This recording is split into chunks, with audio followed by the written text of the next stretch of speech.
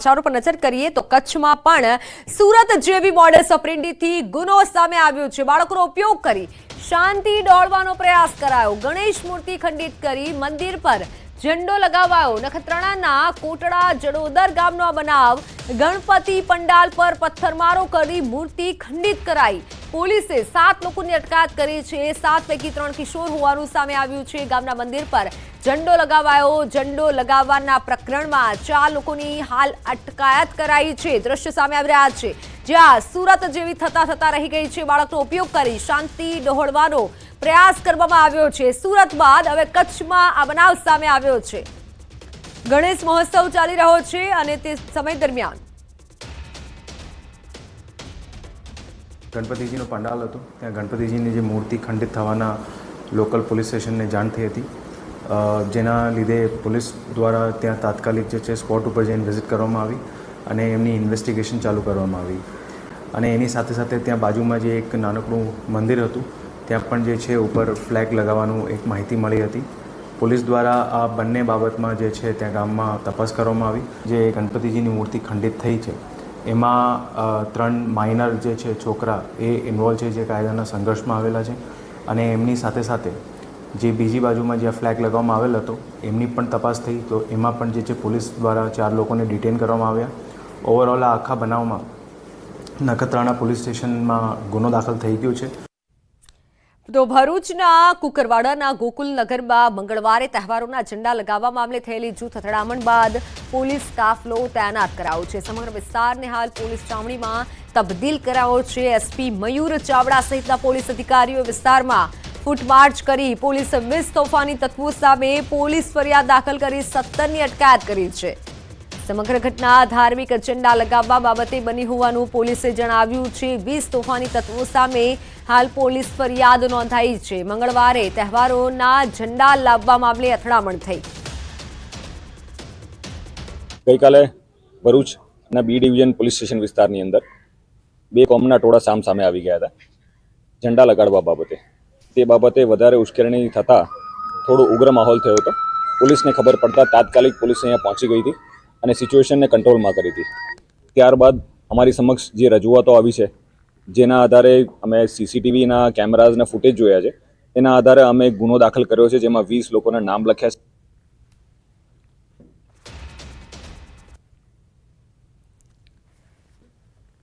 તો ગણેશ મહોત્સવ ચાલી રહ્યો છે અને તે સમય દરમિયાન ઘણા અસામાજિક તત્વો કે જે શાંતિ ડહોળવાનો પ્રયાસ કરી રહ્યા છે, પરંતુ આ શાંતિના દુશ્મનોને પોલીસ પણ પાઠ ભણાવી રહી છે। એક તરફ કચ્છમાં મંદિર પર ઝંડા લગાવ્યા છે કચ્છની આજની આ ઘટના, તો બીજી તરફ ભરૂચમાં હાલ જે ઘટના સામે આવી છે તહેવારના ઝંડા લગાવતા બબાલ થઈ, પરંતુ એસપી દ્વારા કાર્યવાહી કરવામાં આવી છે। પોલીસ કાફલો ખડકી દેવાયો છે।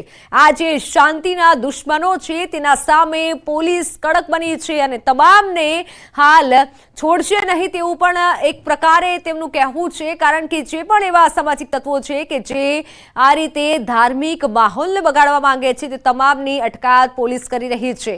મંગળવારે તહેવારોના ઝંડા લગાવવા બાબતે ભરૂચમાં અથડામણ થઈ તો કચ્છમાં મંદિર પર ઝંડા લગાવવામાં આવ્યા।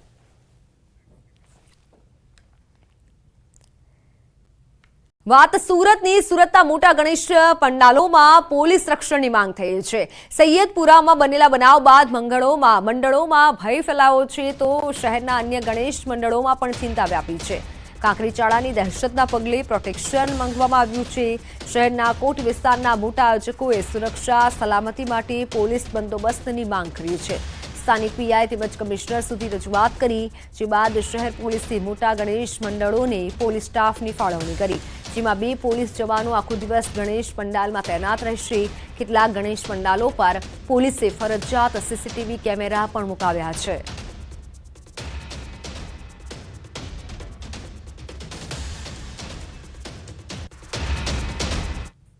ભગવાન ગણેશનો ઉત્સવ ચાલી રહ્યો છે અને સુરતના રામપુરા વિસ્તાર એટલે કે લાલગેટ પોલીસ સ્ટેશન વિસ્તારમાં જે રીતે રવિવારે મોડી સાંજે કાકડીચારો કરવામાં આવ્યો હતો, ભગવાન ગણેશના મંડપ ઉપર પથ્થરમારો કરવામાં આવ્યો હતો, જેને લઈને વાતાવરણ તંગ બન્યું હતું। ગાડીઓમાં આગ ચંપી કરવામાં આવી હતી, ગાડીઓમાં તોડફોડ કરવામાં આવી હતી, જેને લઈને સુરતનો કોટ વિસ્તાર આમ તો આ સુરતનો મુખ્ય સુરત સિટી વિસ્તાર છે કે જ્યાં હિન્દુ અને મુસ્લિમ બંને કોમ્યુનિટીના લોકો રહે છે, ત્યારે ભગવાન ગણેશનો ઉત્સવ ચાલી રહ્યો છે અને કોઈ કાકડી ચારો ના થાય તેને લઈને તમામ નાનાથી મોટા આયોજકો દ્વારા પોલીસ બંદોબસ્ત માંગવામાં આવ્યો છે. જોકે જે પ્રકારની ઘટના બની છે તેના પડઘા જ્યારે સમગ્ર ગુજરાતમાં પડ્યા છે, ત્યારે આયોજકો દ્વારા સુરત પોલીસ કમિશનર અને જે તે પોલીસ સ્ટેશનના અધિકારીઓને બંદોબસ્તની માંગણી કરવામાં આવી છે અને તાત્કાલિક યુદ્ધના ધોરણે બંદોબસ્ત આપવામાં આવ્યો છે. 24 કલાક માટે 2 પોલીસ કર્મચારીઓને દરેક ગણપતિ મંડપ ઉપર તૈનાત કરવામાં આવ્યા છે, કારણ કે વિઘ્નહર્તા ભગવાન ગણેશનો જે ઉત્સવ ચાલી રહ્યો છે તેમાં ફરી કોઈ કાકડી ચારો ના થાય તેને લઈને આયોજકોની તાત્કાલિક માંગણી પૂરી કરવામાં આવી છે અને દરેક સિટી વિસ્તાર એટલે કે ભાગળ હોય, ચોક હોય કે પછી રામપુરા હોય, સગરામપુરા, તમામ વિસ્તારોમાં ગણપતિ મંડપ પર 2 પોલીસ કર્મચારીઓને 24 કલાક માટે સુરત પોલીસે તૈનાત કર્યા છે. ક્યાંક અધિકારી છે, ક્યાંક કોન્સ્ટેબલ છે, તો ક્યાંક SRPના જવાનો તૈનાત કર્યા છે અને ભગવાન ગણેશનો વિસર્જન સુધી આ પ્રકારનો બંદોબસ્ત શહેરના સિટી વિસ્તારમાં જોવા મળશે. કેમેરામેન ભરત બ્રહ્મભટ્ટ સાથે કીર્તેશ પટેલ, ન્યૂઝ 18 ગુજરાતી, સુરત. તો સુરતમાં ગણેશ ઉત્સવ પહેલા શાંતિ ફેલાવવાના આરોપમાં 2 મહિલાની ધરપકડ કરાઈ. ગણેશ મહોત્સવ પહેલા 17 ઓગસ્ટે અઠવા લાઇન્સ પોલીસ સ્ટેશન હદ વિસ્તારમાં શ્રીજીની 10 પ્રતિમાને ખંડિત કરવામાં આવી હતી અને ધાર્મિક લાગણી દુભાવવાનો પ્રયાસ થયો હતો.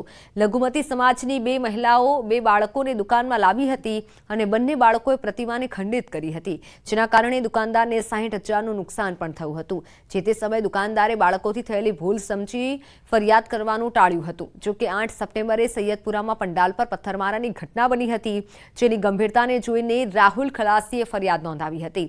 ત્યારે હવે આ મામલે પોલીસે 2 મહિલાની ધરપકડ પણ કરી છે. વલસાડ જિલ્લામાં ગણેશ મહોત્સવ સેવાકીય કાર્યોની સાથે હવે લોક જાગૃતિનું પણ માધ્યમ બની રહ્યા છે. વાપીના ગુંજન વિસ્તારમાં આવેલા ગણપતિ પંડાલમાં એક સરાહનીય પહેલ કરવામાં આવી. શંભુ સેનાના ગણપતિ મહોત્સવમાં મહિલા સુરક્ષાની વિશેષ થીમ પર લોક જાગૃતિ કાર્યક્રમ યોજાયો, જેમાં પોલીસ પણ સહભાગી થઈ. પોલીસ કર્મચારીઓએ ગણેશજીની પૂજા અર્ચના કરી. બાદમાં દર્શનાર્થે આવેલી મહિલાઓને સુરક્ષા અને જાગૃતિનો સંદેશ પણ આપ્યો. ગણેશ પંડાલમાં મહિલાઓની સુરક્ષા મુદ્દે દેશભરની સાથે કરવામાં આવી છે, જેમાં મહિલાઓને એ જાણ કરવામાં આવી છે કે તમારા ત્યાં કે તમને ઓફિસમાં, કોલેજમાં કે સ્કૂલમાં કોઈ જાતનું શોષણ થતું હોય કે તમારે આવતે જતે રસ્તા ઉપર કોઈ છેડતી કરતો હોય, તમને કોઈ તકલીફ આવતી હોય ને તમે તમારા ઘરમાં કે પરિવારવાળાને ના જણાવી શકો તો તમે સી ટીમને કોન્ટેક્ટ કરીને એમને જાણ કરી શકો છો. વરસાદ અને પૂરના કારણે લાખો રૂપિયાનું સરકારી અનાજ પલળ્યું છે. રાજ્યમાં પડેલા ભારે વરસાદ અને પૂરના પાણીથી સરકારને કરોડોનું નુકસાન થયું. સરકારે ટેકાના ભાવે ખરીદેલો ડાંગર પલળ્યો. વિરમગામમાં ભાડે રાખેલા ગોડાઉનમાં રાખેલી ડાંગર પલળ્યો. વિરમગામના 3 ગોડાઉનમાં ડાંગરનો મોટો જથ્થો પલળ્યો હોય તેવું સામે આવ્યું છે. 28 ઓગસ્ટના રોજ વરસેલા વરસાદના પાણી ગોડાઉનમાં ઘૂસ્યા હતા. લાખોની કિંમતનો સરકારી ડાંગર બગડ્યો હોવાનો રિપોર્ટ સામે આવ્યો. ડાંગર પલળી જતા હાલ તેને અન્ય સ્થળે ખસેડવાની પ્રક્રિયા શરૂ કરાઈ છે.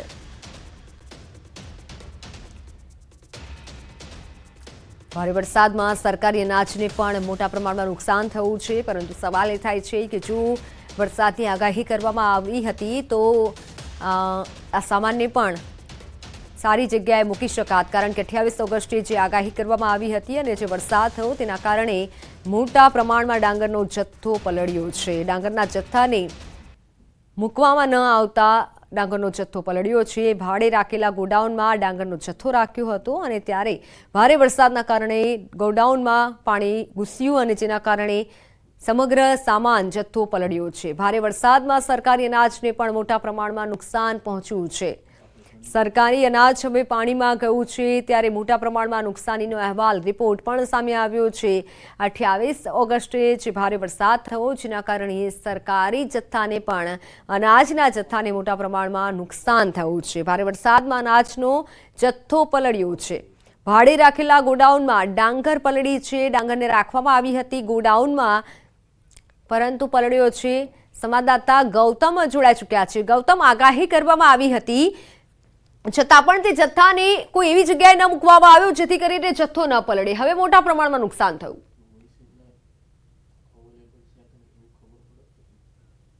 ચોક્કસથી મિત્તલ, જે પ્રકારે જે વિરમગામ જે છે તે વિરમગામની અંદર સરકારી અનાજનું ગોડાઉન જે છે તે આવેલું છે ને તેમાં અંદાજિત કહી શકાય કે 2 લાખ જેટલા જે કટ્ટા જે છે તે સરકારી અનાજ જે સંગ્રહ કર્યો હોય તે ડાંગરના કટ્ટા જોવા મળી રહ્યા છે. આવા 3 ગોડાઉન છે કે 3 ગોડાઉનની અંદર અંદાજિત 7 લાખ જેટલા કટ્ટા જે છે તે મૂકવામાં આવે છે. પરંતુ ભારે વરસાદ થયો તો ભારે વરસાદ બાદ અત્યારે હાલ જે ડાંગર પલળી ગઈ હોય તે પ્રકારના દ્રશ્યો જે છે તે જોવા મળી રહ્યા છે. ઠેર ઠેર આ પ્રકારના કટ્ટા જે છે તે ભરેલા ડાંગરના હતા. તેમાં નીચેની સતહમાં જે પાણી આવ્યું છે ને નીચેની સતહમાં રાખેલા તમામ જે કટ્ટા જે છે તેમાં પાણી ફરી વળવાના કારણે ડાંગર જે છે તે પલળી ગઈ છે, બગડી ગઈ છે અને કોથળા જે ડાંગર રાખેલા છે તે પણ સડી ગયા હોય તે પ્રકારના દ્રશ્યો જે છે તે જોવા મળી રહ્યા છે. આ એ જ વસ્તુ દર્શાવે છે કે વરસાદ થયો હતો, વરસાદને લઈ અને અનેક સ્થળોએ જે તારાજી સર્જી હતી ને તેમાં સરકારી અનાજ પણ બગડી ગયું હોવાની બાબતો સામે આવી રહી છે. મહત્વનું એ પણ છે કે આ પ્રકારના ગોડાઉન છે કે જ્યાં સરકારી અનાજ જે છે તે સંગ્રહ કરવામાં આવતો હતો તે ગોડાઉનમાં આ પ્રકારની સ્થિતિનું નિર્માણ થયું છે. મહત્વનું છે કે વરસાદ આવતો હોય છે ત્યારે અગમચેતી રાખવામાં આવતી હોય છે, તકેદારી રાખવામાં આવતી હોય છે. પરંતુ પરિસ્થિતિ તમારી સામે જ છે કે અગમચેતી રાખી હોય કે ન રાખી હોય, પરંતુ સરકારી અનાજ બગડી ગયું છે તે વાત ચોક્કસ છે. લાખો રૂપિયાનું અનાજ જે છે તે બગડી ગયા હોવાને સમાચાર જે છે તે પ્રાપ્ત થઈ રહ્યા છે. તંત્ર પણ હવે અત્યારે હાલ આ પ્રકારે જે અનાજ બગડી ગયા બાદ હવે જે અનાજ જે બચ્યું છે તેને સુરક્ષિત સ્થળે ખસેડવાની કામગીરી જે છે તે કરવામાં આવી રહી છે. જે મિત્તલ સાફ દર્શાવે છે કે કેટલો જથ્થો છે અને કેટલા જથ્થાની અંદરથી અનાજ બગડી ગયું હોવાની બાબતો જે છે તે દર્શાવી રહી છે. આ જે ટેકાના ભાવથી ડાંગર ખરીદવામાં આવી હતી તેનો સંગ્રહ આ FCI દ્વારા આ સરકારી ગોડાઉનની અંદર રાખવામાં આવ્યો હતો ને તે બગડી ગઈ હોવાની બાબતો સામે આવી રહી છે. જી બિલકુલ ગૌતમ, એટલે નુકસાન મોટા પ્રમાણમાં થયું છે, પરંતુ શું લાગતા વળગતા અધિકારીઓ દ્વારા કંઈ આ વિશે કંઈ કહેવામાં આવ્યું છે કે શા કારણે પલળ્યું અને હવે શું, હવે લોકો સુધી આ અનાજ કઈ રીતે પહોંચશે, કારણ કે હવે તો જથ્થો પલળી ગયો?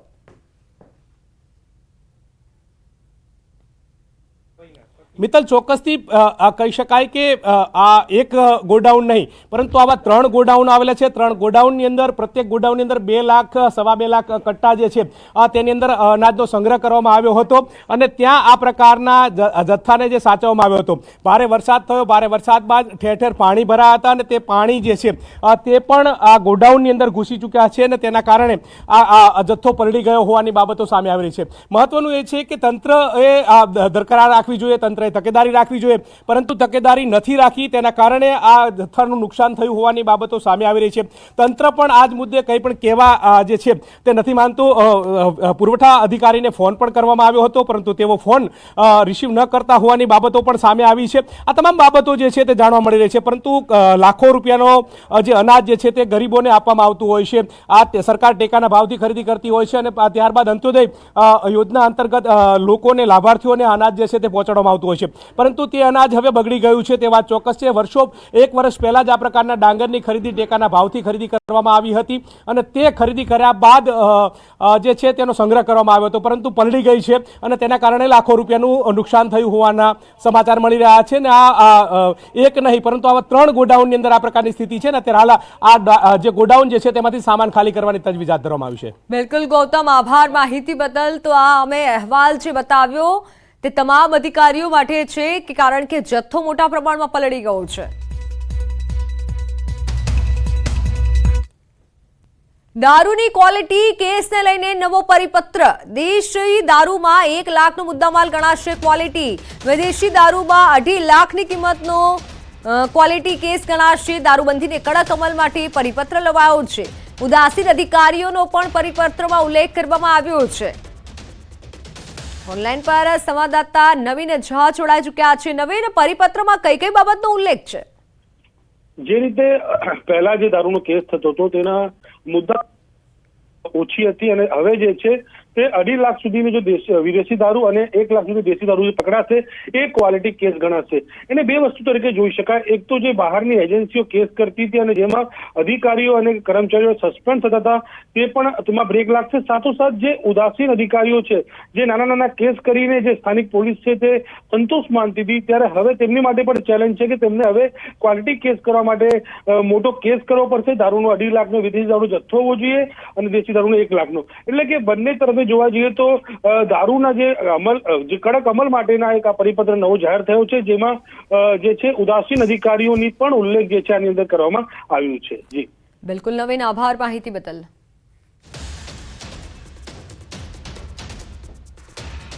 તો હાલ સમાચારોમાં સમય થયો છે વિરામનો.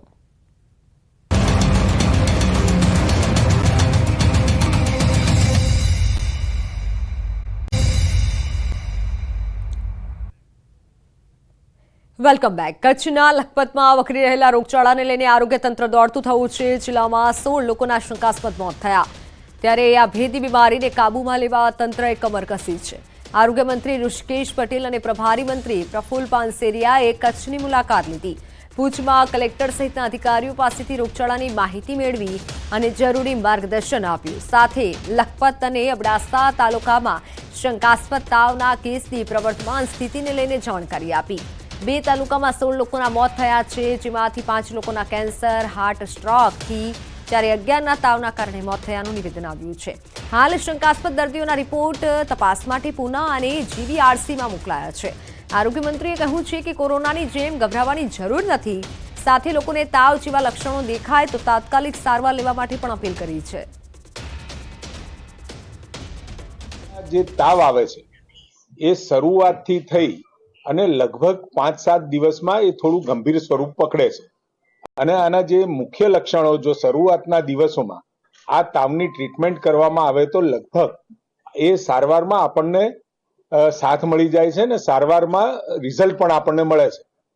પરંતુ ક્યાંક મોડા દવાખાને આવવાના કારણે 3-4 દિવસ પછી આવવાના કારણે આ મૃત્યુ થયાનું માલુમ પડે છે. હાલ અન્ય જિલ્લામાંથી 10 MBBS ની ટીમ સાથે સ્ટાફ દવા વાહન સાથે આપણે ફાળવી દીધી છે અને વધારાની 40 ટીમ આપણે અહીંયા ડેપ્યુટ કરીએ છીએ, જેથી કરી ક્યાંય આ તાલુકા સિવાય પણ આવી કોઈ વિગતો માલુમ પડે, તાવના કેસ માલુમ પડે તો તરત જ ઝડપથી એક્શન લઈ શકાય એના માટે મૂકેલી છે.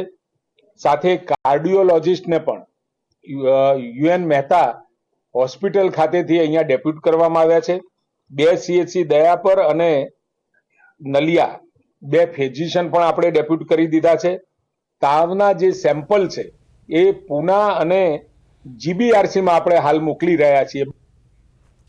શાળાના બોર્ડ પર ફીની વિગત નહીં તો માન્યતા રદ થઈ શકે. શાળામાં કેટલી ફી હવે નોટિસ બોર્ડ પર મૂકવી પડશે. અમદાવાદની તમામ શાળાઓને ફીની વિગતો મૂકવા આદેશ કરાયો છે. શાળાઓએ ફીનો ઓર્ડર નોટિસ બોર્ડ પર મૂકવાનો આદેશ કરાયો છે. જિલ્લા શિક્ષણ અધિકારીએ તમામ શાળાઓને આદેશ કર્યો છે. નિયમ હોવા છતાં શાળાઓ નોટિસ બોર્ડ પર અને વેબસાઇટ ઉપર ઓર્ડર ન મૂકતી હોવાનું ધ્યાન પર આવ્યું હતું. નિયમ ભંગ કરનાર સ્કૂલો સામે શાળાની માન્યતા રદ કરવા સુધીના પગલાં લેવાની કાર્યવાહી પણ હવે થઈ શકે છે. કે કોઈ પણ વિદ્યાર્થી વાલીઓ જોઈ શકે તે રીતે ઓર્ડર મૂકવો જરૂરી છે. અન્યથા 10,000 રૂપિયાનો દંડ જે છે એ એની અંદર જોગવાઈ છે. એટલે એવી કોઈ પણ રીતે ફીના ઓર્ડરને એ છુપાવી ન શકે. એટલે એ બાબતને ધ્યાને લઈ અમે ઉદ્ગમ અને અમદાવાદ ઇન્ટરનેશનલ સ્કૂલ એ બંને સ્કૂલની માહિતી ભલે સાચી છે ખોટી છે એની તપાસ કર્યા પછી ખ્યાલ આવશે, પરંતુ જે માહિતી આવી એના આધારે અમને એમ પણ લાગ્યું કે અન્ય શાળાઓમાં પણ આ પ્રકારે કોઈએ અગાઉ ઓર્ડર નોટિસ બોર્ડ પર મૂક્યો હોય ને અત્યારે એ ઉતારી લીધો હોય તો એવું ન બને. એ જે છે એ વિદ્યાર્થી વાલીઓ જોઈ શકે તે રીતે એમને પ્રસિદ્ધ રાખવો જ પડે. એટલા માટે અમે ફરીથી આ સૂચના જારી કરી છે અને તમામ શાળાઓમાં અમે આ પ્રકારે સડન અને સમયાંતર એમ બંને પ્રકારે ચકાસણી કરતા રહીશું. અને આવું વાલીઓને પણ અમે કહીએ છીએ કે આવી કોઈ પણ બાબત હોય તો તમે સત્વરે અમને જાણકારી આપશો તો અમે એના સામે અમે આગળ કાર્યવાહી કરીશું. તો અમદાવાદના મણિનગર વિસ્તારની સ્કૂલ ઓફ એચિવર્સને નોટિસ અપાઈ છે. શાળાની બેદરકારી બદલ અમદાવાદ DEOએ નોટિસ ફટકારી છે. શાળામાં ફાયર સેફટીનો અભાવ, બેઝમેન્ટમાં વર્ગ ચલાવવા સહિત ખુલ્લા ઇલેક્ટ્રિક વાયર હોવાનું પણ ધ્યાને આવ્યું. 2 દિવસમાં રૂબરૂમાં ખુલાસો કરવા માટે નોટિસ અપાઈ. ન્યૂઝ 18ની ટીમ પહોંચી મણિનગરની નોટિસ અપાલ શાળાની મુલાકાતે. આ દ્રશ્યો અમારી સામે આવ્યા છે, અમારા ધ્યાનમાં આવ્યા છે, તે તમે જ જોઈ લો. બેઝમેન્ટમાં ક્લાસ ચાલુ હોય તેવું સામે આવ્યું છે.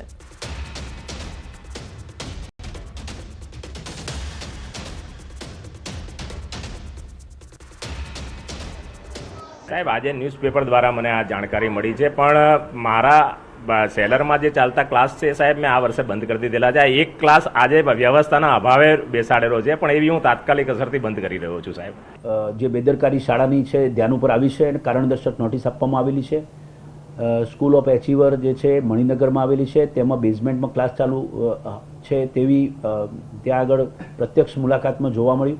આ સાથે સાથે એની ફાયર એક્સટિંગ્વિશરની બોટલ જે છે તેનો અવધિ પૂરી થઈ ગયેલી છે, તેમ છતાં પણ તેમની તે બોટલ જોવા મળી છે. અમદાવાદના મણિનગર વિસ્તારમાં આવેલી સ્કૂલ ઓફ એચિવર્સને અમદાવાદ જિલ્લા શિક્ષણ અધિકારીએ નોટિસ ફટકારી છે.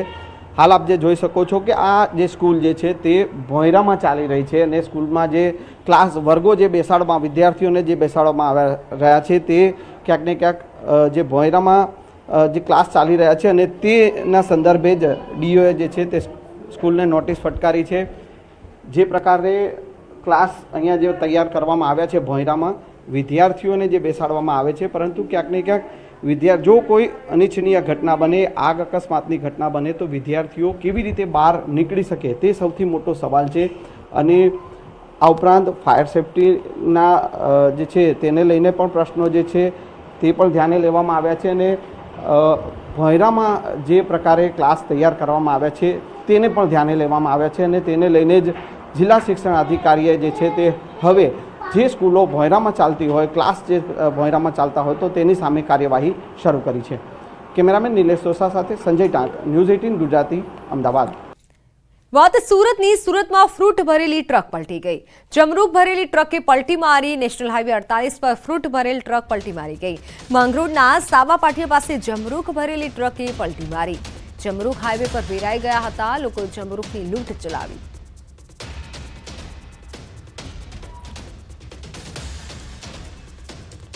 લોકોએ જમરૂખની લૂંટ ચલાવી હતી.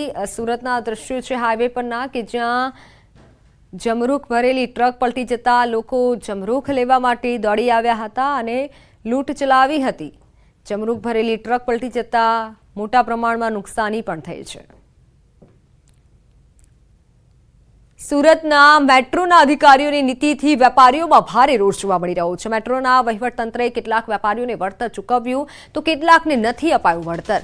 વળતર ન મળતા માથાવાડી વિસ્તારમાં વેપારીઓએ વિરોધ કર્યો. 1 વર્ષથી મેટ્રોના અધિકારીઓને જાણ કરવા છતાં ઘણા લોકોને વળતર ન મળતા વેપારીઓએ રોષ વ્યક્ત કર્યો છે. કે જે લોકોને મેટ્રોના લીધે જે લોકોને પર્સનલ લોસ ગયો છે, કે જેમ કે વરસાદમાં એ લોકોની મિસ્ટેકને લીધે શોરૂમમાં પાણી ઘૂસી ગયા છે, માણસોને પોતાના માલની નુકસાની થઈ છે, એની અમે અરજી કરી છે, એનો કોઈ જવાબ નથી દેતા. એ જવાબ આપો, એનું કમ્પન્સેશન વળતર આપો. બીજું કે જે ગવર્મેન્ટના લો પ્રમાણે મેટ્રોથી ઇફેક્ટેડ થયેલા જેટલા બી માણસો હોય એ લોકોને ગવર્મેન્ટ પોતે રિલીઝ કરે છે ફંડ. વાત સુરતની. સુરતમાં 20 દિવસ બાદ ક્રેન હટાવવાની કામગીરી કરાઈ છે. નાના વરાછામાં મકાન પર ક્રેન પડી હતી. મકાન માલિકે પરમિશન આપતા ક્રેન હટાવવાની કામગીરી શરૂ કરાઈ છે. ક્રેન અને લોન્ચર ઉંચકવા 2 ક્રેન બોલાવાઈ. પૂજાપાઠ કરી ક્રેન હટાવવાની કામગીરી શરૂ કરાઈ.